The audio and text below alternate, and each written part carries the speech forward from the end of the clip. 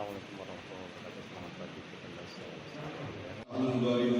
Sumatera Selatan menjadi salah satu daerah dari 21 provinsi yang menetapkan kepala daerah terpilih hasil Pilkada 2024 pada Kamis 9 Januari 2025. Di Sumsel juga menetapkan kepala daerah terpilih di 8 kabupaten dan kota. Namun 9 daerah di provinsi ini masih belum bisa melakukan penetapan karena proses penyelesaian gugatan di Mahkamah Konstitusi masih berlangsung. Daerah-daerah tersebut meliputi Palembang, Ogan Ilir, Pagar Alam, Oku Selatan, Oku, Lahat, Muara Enim, Banyu Asin, dan Ampat Lawang. Ketua KPU Sumsel, Andika Pranata Jaya menjelaskan, sebagian besar gugatan yang diajukan ke MK berkaitan dengan perselisihan hasil penghitungan suara.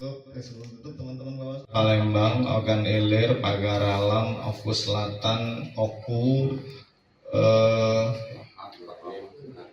Lahat, Muara Enim, Banyu Asin.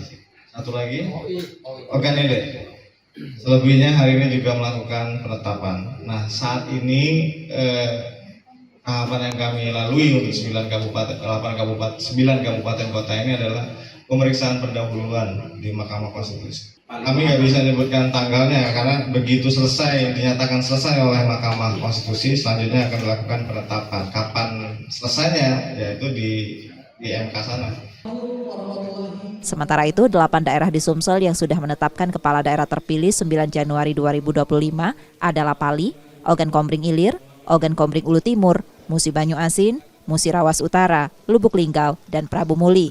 Pelantikan pasangan calon kepala daerah terpilih dari seluruh daerah di Sumsel dijadwalkan pada 9 Februari 2025. Reski Oktora, Muklas Diferensial, Kompas TV, Palembang, Sumatera Selatan.